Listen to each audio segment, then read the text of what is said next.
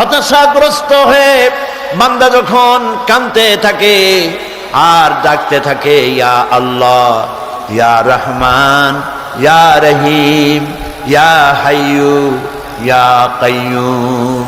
একটুখানি তাহাজ্জুদে ওঠেন, গভীর রাত্রে ঘরের সবাই যখন ঘুমানো, আপনি তখন উঠুন, উজু করে একা একই রুমের ভিতরে ঢুকে তাহাজ্জুদের নামাজ আদায় করে চোখ বন্ধ করে যদি ডাকতে থাকেন মধুর সুরে, ইয়া আল্লাহু, ইয়া রহমানু, ইয়া রহিমু, ইয়া হাইয়ু, ইয়া কাইয়ুম। আল্লামা ইকবাল বলেছেন, দিল সে जो बात निकलती है असर रखती है पर नहीं मगर ताकते परवाज रखती है। দিল থেকে যে কথা উচ্চারিত হয়, মুখের কথা আর মনের কথা ভিন্ন রকম।